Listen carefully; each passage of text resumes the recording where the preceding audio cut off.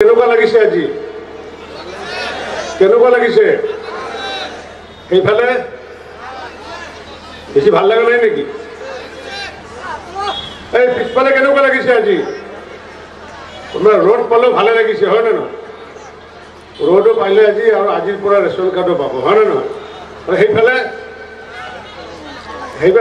পিছফালে ভাল লাগিছে মোৰ কিন্তু আজি বুলি নহয় যোৱা 16 তাৰিখৰ পৰা মোৰ এইকেইদিন মানে গাটো মানে ৰমজমাই আছে আৰু এনেকুৱা ৰমজমাই আছে এইকাৰণে আজি ৰাতিপুৱা ফুৰ্তিতে ইয়াৰ পৰা প্ৰায় 2 কিলোমিটাৰ গৈ পেলাই ব্ৰহ্মপুত্ৰ নদীটো আজি সাঁতুৰি আহিছোঁ আৰু সাঁতুৰি আহি একদম ভিডিঅ' আপলোড কৰি দিছোঁ একেবাৰে যে মানকাছাৰ চাউথ চালমাৰা মানকাছাৰৰ পৰাই মহাবাহু ব্ৰহ্মপুত্ৰৰ পৰাই সকলোকে ৰাতিপুৱাই সুপ্ৰভাত জনাইছোঁ আপোনাৰ কেনে লাগি আছে মোৰ বেছি ভাল লাগি আছে আৰু সেইকাৰণে আজি ব্ৰহ্মপুত্ৰত মই গা উঠিছোঁ আৰু এইকেইদিন 16 তাৰিখৰ পৰা ভাল লাগি আছে এইকাৰণে মানে মোৰ কেইবাটাও বিভাগ মাননীয় মুখ্যমন্ত্ৰী ডক্টৰ হিমন্ত বিশ্ব শৰ্মা ডাঙৰীয়াই মুখ্যমন্ত্ৰী দায়িত্ব লোৱাৰ পিছত মোক কেইটামান দায়িত্ব দিলে পঞ্চায়ত আৰু গ্ৰামোন্নয়ন আমাৰ আইন আৰু ন্যায় বিভাগ আমাৰ সাধাৰণ প্ৰশাসন বিভাগ আৰু লগতে সাধাৰণ প্ৰশাসন বিভাগৰ লগতে দিলে খাদ্য আৰু অসামৰিক যোগান বিভাগৰ দায়িত্ব আৰু তেতিয়া মই মুখ্যমন্ত্ৰী ডাঙৰীয়াক কৈছিলোঁ যে এই বিভাগটো গালি খোৱা বিভাগ খাদ্য আৰু অসামৰিক যোগান বিভাগ আগৰো মই দেখিছোঁ মন্ত্ৰীবিলাকক গালি পাই থাকে আমাৰ সাংবাদিকসকলে হওক বা সংবাদ মাধ্যমেই হওক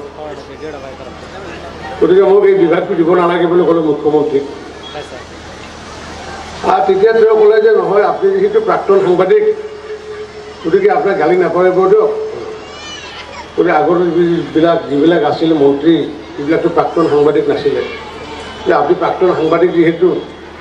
গালি খালেও কমকৈ খাব কি কি নহওক দায়িত্ব ল'লোঁ দায়িত্ব লোৱাৰ পিছতে এই যে আমাৰ কেতিয়াবা সামগ্ৰীবিলাকৰ দাম বাঢ়ি থাকে এই কেতিয়াবা কণীৰ দাম বাঢ়িলে এই টিভি এটাত কি কিছুমান কণীৰ ৰেট দেখায় আৰু এফালে মোৰ ফটোখন দেখায় এই ৰঙা চোলা পিন্ধা ফটোখন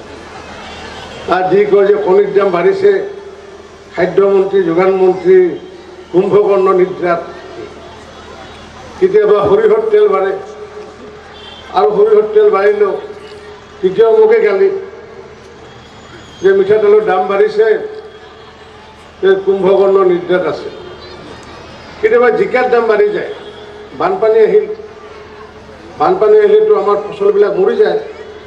আৰু সেইবিলাক আমি নামনি অসমৰ মানুহে জানো ফচলবিলাক মৰি যায় জিকা মৰি যায় ভেন্দি পটল নোহোৱা হয় ভাতকেৰেলা নোহোৱা হয় আৰু তেতিয়া মোকে গালি যে পাচলিৰ দাম বাঢ়িছে মানে যোগান মন্ত্ৰী ব্যৰ্থ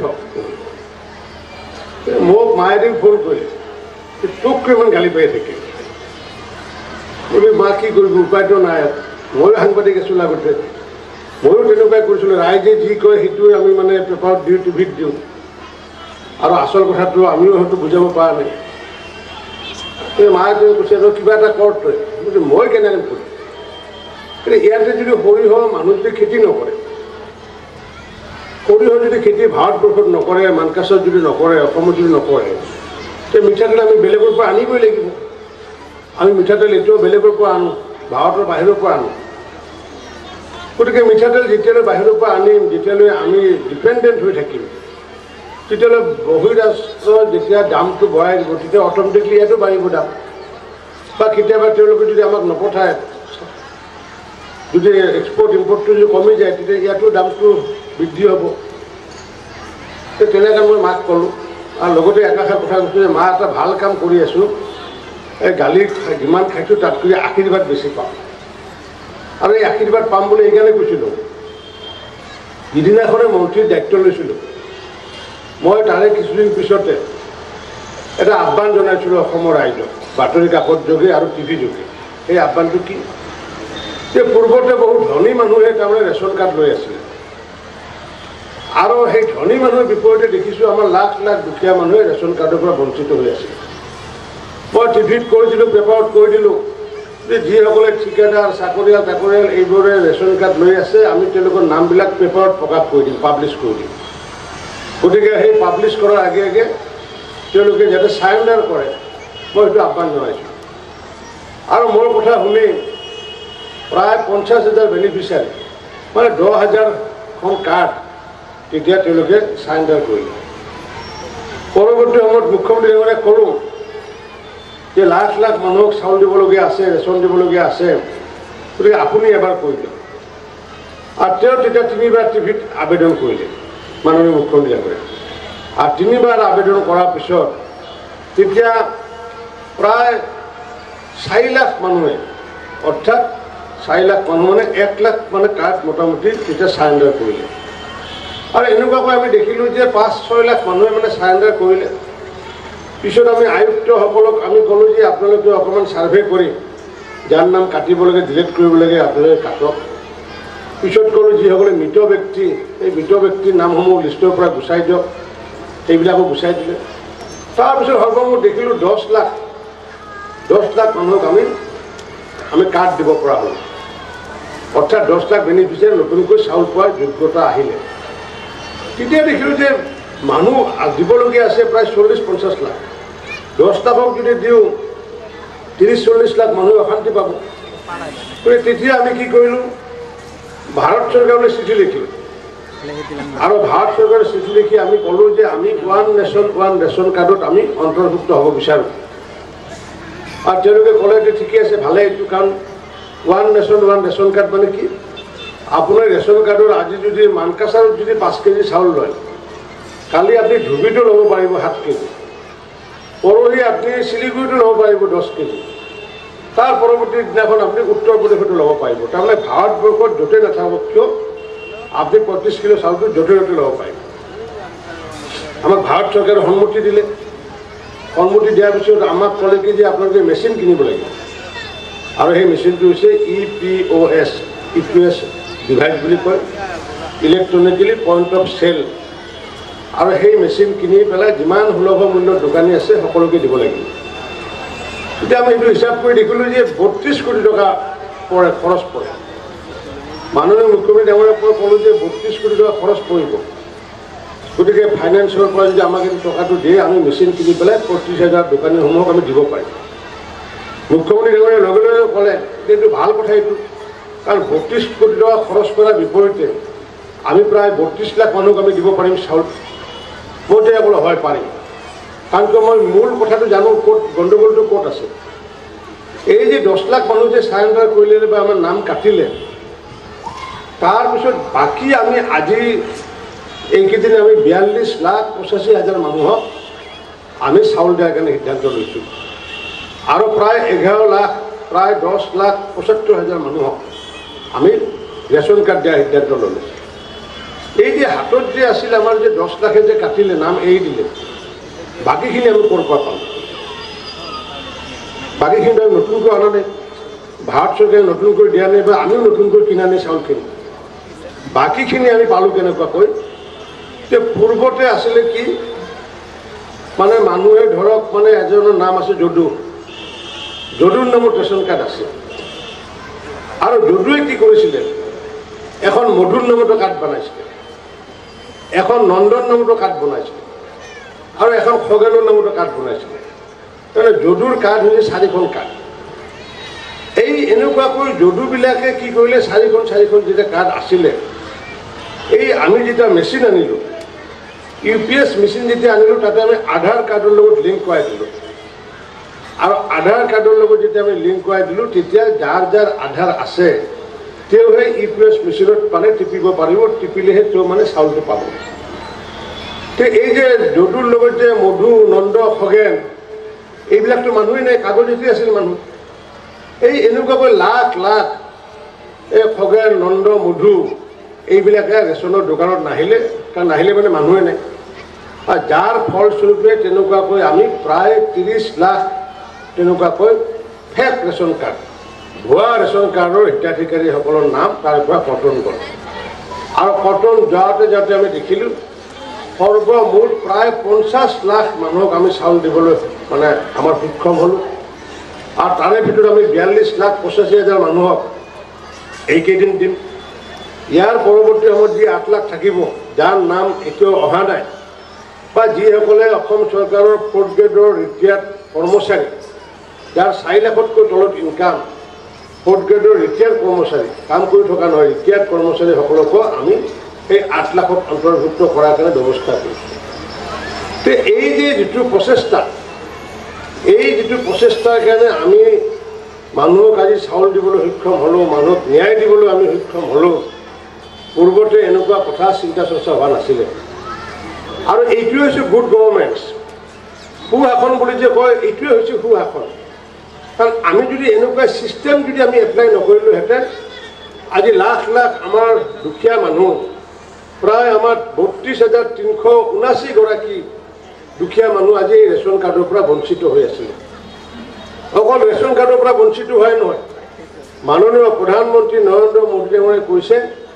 যে যিসকলৰ ৰেচন কাৰ্ড আছে তেওঁলোকক আমি আয়ুষ্মান ভাৰত কাৰ্ড দিম অৰ্থাৎ বা আয়ুষ্মান অসমৰ কাৰ্ড দিম আৰু সেই কাৰ্ডৰ জৰিয়তে তেওঁলোকে 5 লাখ টকাৰ কাৰ্ডৰ জৰিয়তে ভাৰতবৰ্ষৰ বিভিন্ন ঠাইত যেনেকৈ চাউল ল'ব পাৰিব ভাৰতবৰ্ষৰ বিভিন্ন ঠাইত তেওঁলোকে চিকিৎসা কৰিব পাৰিব এই যে ইমান এটা সুবৰ্ণ এটা সুযোগ এই সুযোগৰ পৰা আমাৰ 42,85,000 মানুহে ইমান দিনে বঞ্চিত হৈ আছে গতিকে এই যে এতিয়া আমি যে এইখিনি মানুহক যে ন্যায় দিবলৈ ওলাইছোঁ নিশ্চিতভাৱে আমাৰ দেশৰ প্ৰধানমন্ত্ৰী নৰেন্দ্ৰ মোদী ডাঙৰীয়া অসমৰ মুখ্যমন্ত্ৰী ডক্টৰ হিমন্ত বিশ্ব শৰ্মা ডাঙৰীয়া তেওঁলোককো কিবা এটা দিব লাগিব নে নাই কি দিব লাগিব কি দিব লাগিব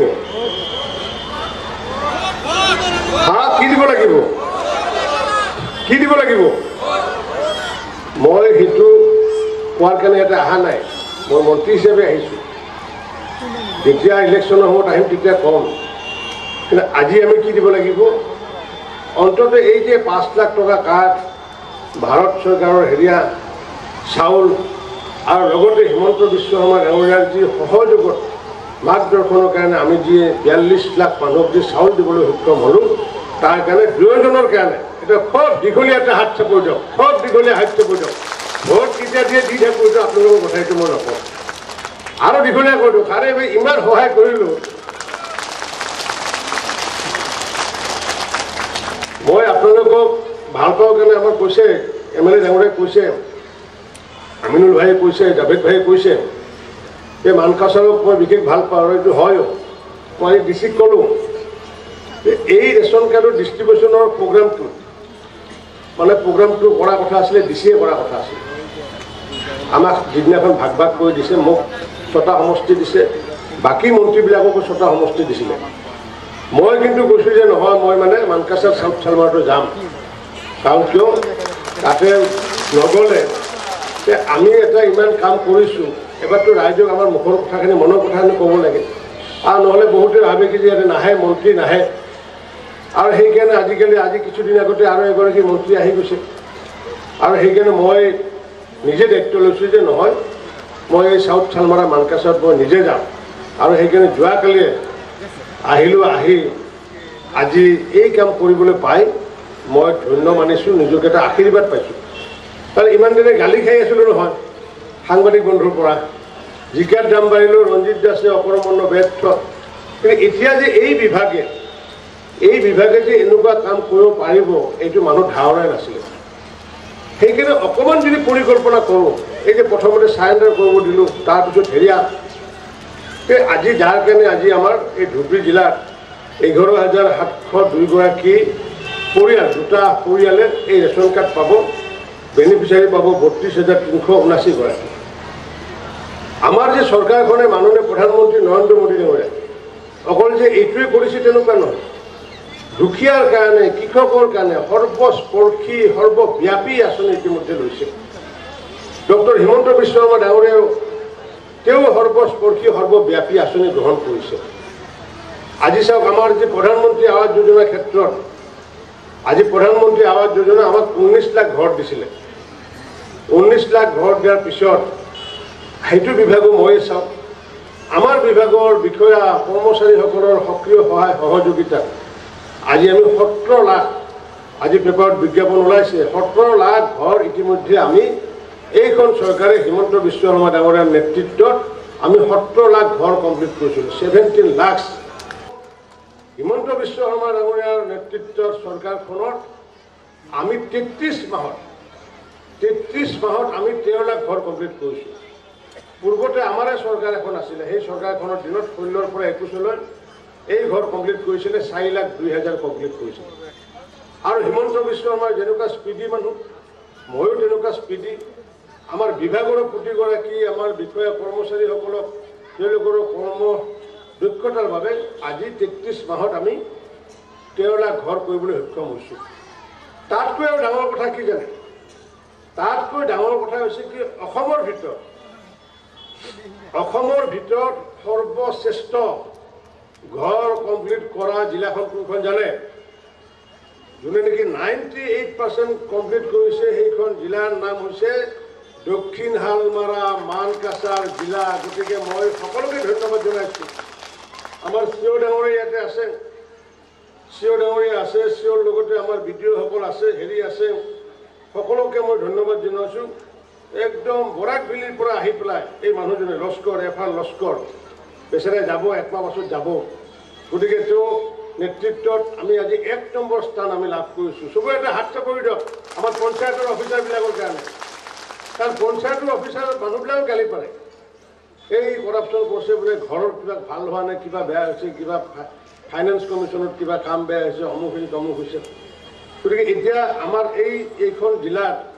যে আজি 98% ঘৰ আমাৰ কমপ্লিট কৰিছে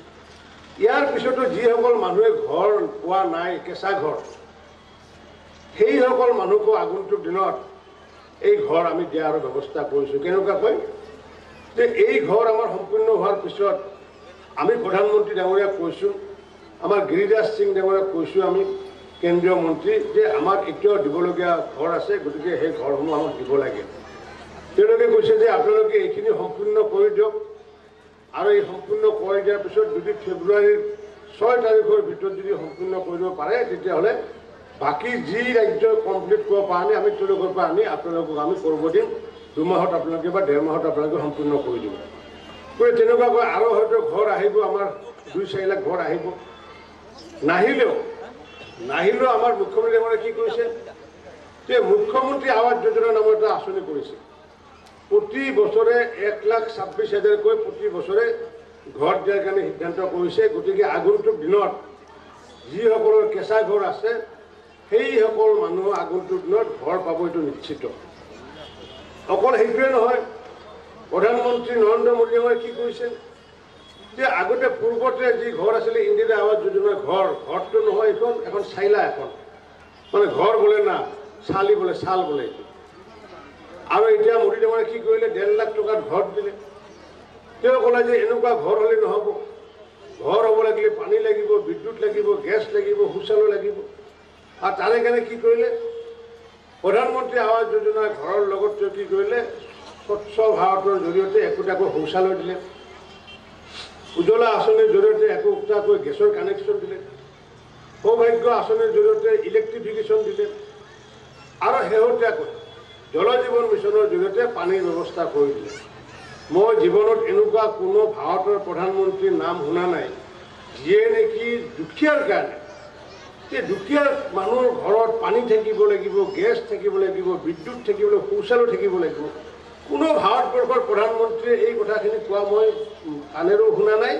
আৰু মই কিতাপতো দেখা নাই একমাত্ৰ ভাৰতৰ যদি প্ৰধানমন্ত্ৰী আছে সেইগৰাকীয়ে যে নৰেন্দ্ৰ মোদী ডাঙৰীয়াই যিয়ে নেকি প্ৰকৃত দুখীয়াৰ কাৰণে চিন্তা কৰে আৰু কেনেকুৱা দুখীয়া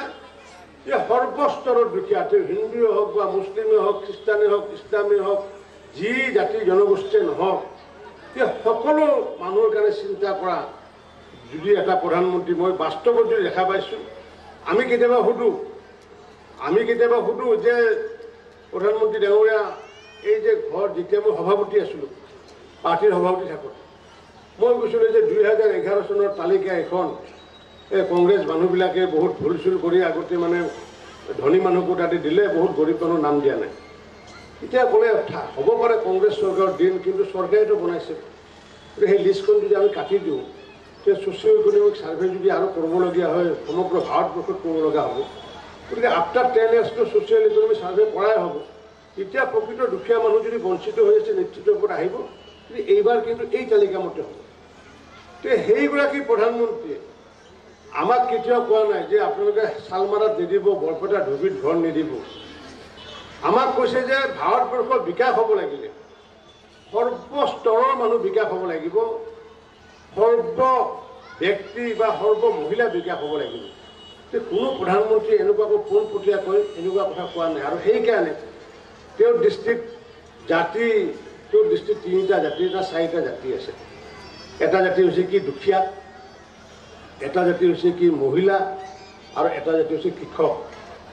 তেওঁ কৈছে যে যেতিয়া এই 3টা জাতিয়ে যে আগন্তুক দিনত আত্মনিৰ্ভৰ হ'ব পাৰিব, তেতিয়াহে ভাৰতবৰ্ষ আত্মনিৰ্ভৰ হ'ব পাৰিব, ভাৰতবৰ্ষ বিকশিত হ'ব পাৰিব। আৰু হয়ো কথা যে আজি যদি মোৰ যদি মানকাছাৰৰ যদি প্ৰতিগৰাকী মহিলাই যদি আত্মনিৰ্ভৰ হ'ব পাৰে, প্ৰতিগৰাকী যদি পুৰুষে যদি আত্মনিৰ্ভৰ হয়, তেতিয়াহ'লে জিলাখন আত্মনিৰ্ভৰ হ'ব পাৰিব।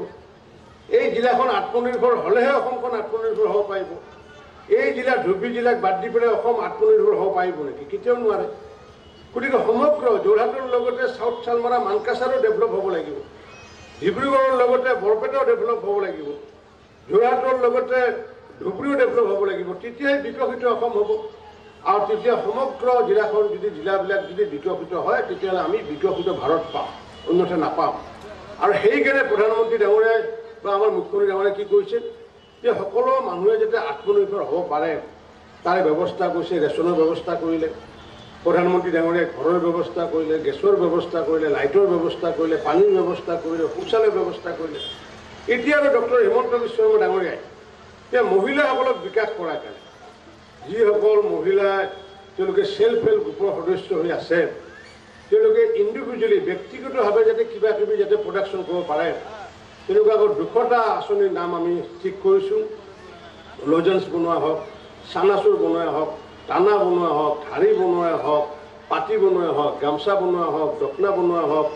বিস্কুট বনোৱা হওক, বিভিন্ন কেণ্ডেল বনোৱা হওক,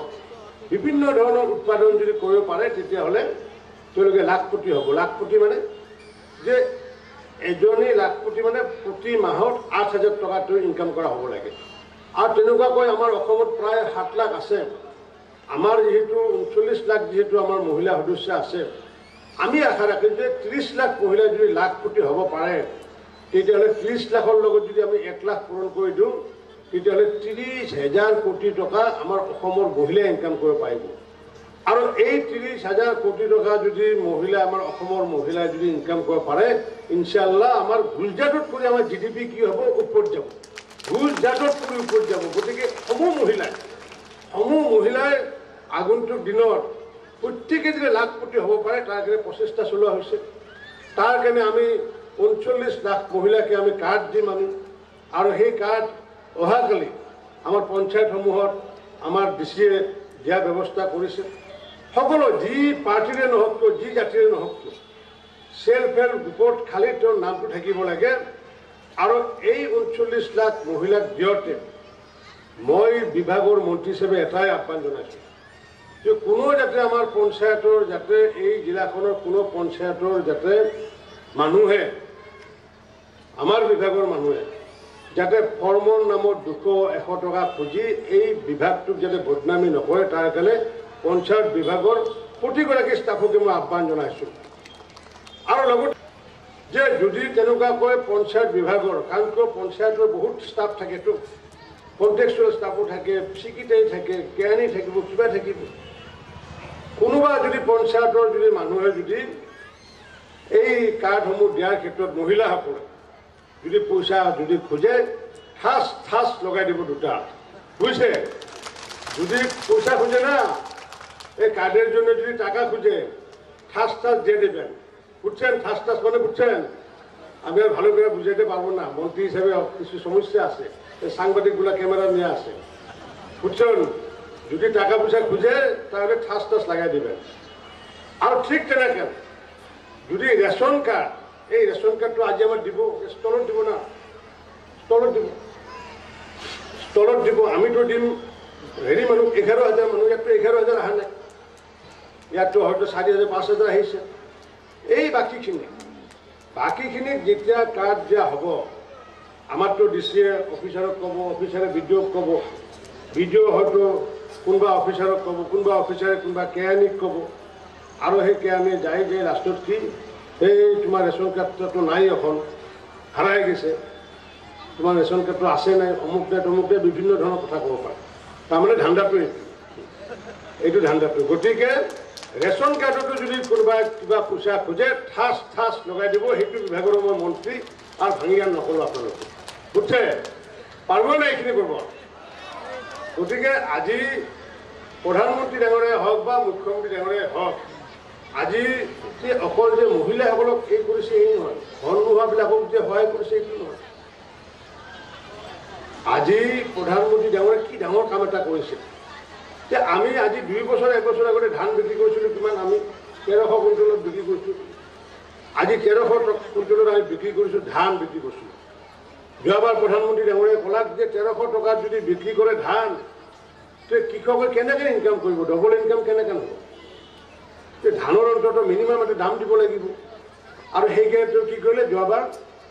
2040 টকাকৈ প্ৰতি কুইণ্টলত দিলে। এইবাৰ কি কৰিছেতো,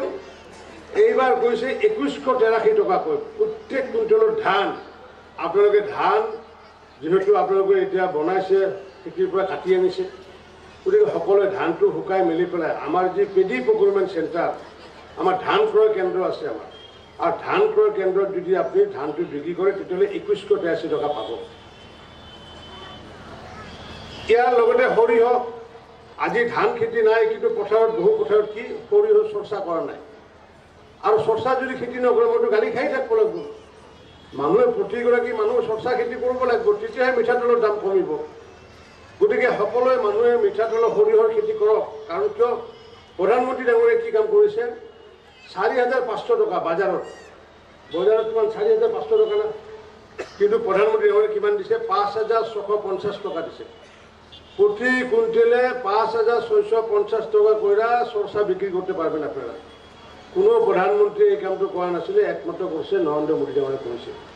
ঠিক তেনেকৈ কৃষকৰ কাৰণে কোটি কোটি মানুহক কৃষক সন্মান যোজনা দিছে, ঠিক তেনেকুৱাকৈ অটল ফসল যোজনা দিছে। গতিকে কৃষককো উন্নয়নৰ কাম কৰিছে, দুখীয়াকো উন্নয়নৰ কাম কৰিছে, মহিলাৰো উন্নয়নৰ কাম কৰিছে, যাতে সামগ্ৰিকভাৱে এই সকলোবোৰ যাতে বিকাশ যাতে হ'ব পৰা হয়। আৰু ময়ো আশা ৰাখিছোঁ আজি ইয়াতে ইনফ্ৰাষ্ট্ৰাকচাৰ আজি কিছু ইয়াতে কমি আছে, মই দেখিছোঁ, জানো যে অন্য জিলাৰ তুলনাত যিমান ডেভেলপ হ'ব লাগিছিলে এই জিলাখন কিন্তু পূৰ্বৰ পৰাই কিন্তু এটা অন্যায়ভাৱে চলাই আহিছিলে। আৰু যাৰ কাৰণে আজি চাউথ চালমাৰা মানকাছাৰ অঞ্চলত আমি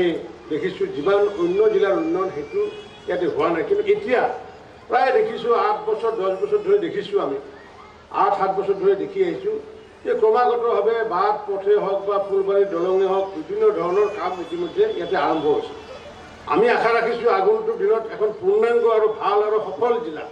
কাৰণ কৃষিৰ ক্ষেত্ৰত এইখন সফল, মাছৰ ক্ষেত্ৰত সফল, গাখীৰৰ ক্ষেত্ৰত সফল, গতিকে বিভিন্ন ঠাইত যিহেতু সফল, শিক্ষাৰ ক্ষেত্ৰতো সফল। বাকী ইনফ্ৰাষ্ট্ৰাকচাৰখিনি আমি আগন্তুক দিনতো নিশ্চিত ৰূপত কৰিব লাগিব। কাৰণ দক্ষিণ হালমাৰা মানকাছাৰ বিকাশ হ'লেহে অসম বিকাশ হ'ব। দক্ষিণ হালমাৰা মানকাছাৰ বিকাশ নোহোৱাকৈ অসমখন বিকাশ কৰিব পৰা নাযাব। গতিকে তেনেকুৱাকৈ যাতে বিকাশ কৰি পেলাই আমি যাতে শিক্ষা দীক্ষাও যাতে আমি প্ৰতিগৰাকী ল'ৰা ছোৱালীক এতিয়া বিভিন্ন ধৰণৰ প্ৰতিযোগিতা আজি আমাৰ চৰকাৰখনে যিটো কৰিছে যে আগতে টকা দিলেহে চাকৰি পাইছিলে, আমাৰ ইয়াতো এজন অফিচাৰ এজন আছে, আমাৰতো এতিয়া চিকিৎসালয়তে কাম কৰি আছে, আমাৰ ইয়াৰে ল'ৰা। এই ল'ৰাজনে মেৰিটত চাকৰি পাইছে। আৰু অধিকাংশ মই দেখিছোঁ আগৰ বহুত কৰাপশ্যন আছিলে, কিবা আছিলে, এইবিলাক চবেই জানে এইবিলাক কথা। এইবাৰতো এছিয়াছত দেখিলে নাই, মহিলাই একদম পূৰা কামাল কৰি দিছে। মহিলাই কি কৰিছে যে মহিলাটো ইমান এছিয়াছ পাইছে, আৰু আমাৰ প্ৰথমগৰাকী যিগৰাকী এছিয়াছ পোৱা মহিলা, সেই মহিলাগৰাকীৰ নাম হৈছে ৰাচানা ইছলাম। গতিকে প্ৰথম মহিলা এগৰাকী সংখ্যালঘু মূলৰ মহিলা এগৰাকী অসমত APSCত প্ৰথম স্থান পাইছে এইটো কিমান ডাঙৰ কথা মানকাচৰৰ বোৱাৰী বোলে চাওক চবেই হাত চাপৰি দিয়ক তেওঁৰ কাৰণে এটা ৰাছানা ইছলাম ৰাছিকা ইছলাম তেওঁৰ গিৰিয়েকজনো চাকৰি কৰে মই সেইদিনা লগ পাইছিলোঁ মই কৈ আছিলোঁ কৈ থাকোঁতে সি মোক আহি পেলাই কয় ছাৰ মোৰে শ্ৰীমতী ইটো হয় নেকি কিমান ভাল লাগে এটা হয় নে নহয় আজি বহুতে কয় যে ভাৰতীয় জনতা পাৰ্টীৰ নেতৃত্বাধীন চৰকাৰ আছে যে অন্যায় কৰিব মাইনৰিটিসকলৰ ক্ষেত্ৰত কিন্তু অন্যায় ক'ত দেখিছোঁ মইতো ন্যায় দেখিলোঁ অকল তেওঁ নহয় বহুকেইগৰাকী পাইছে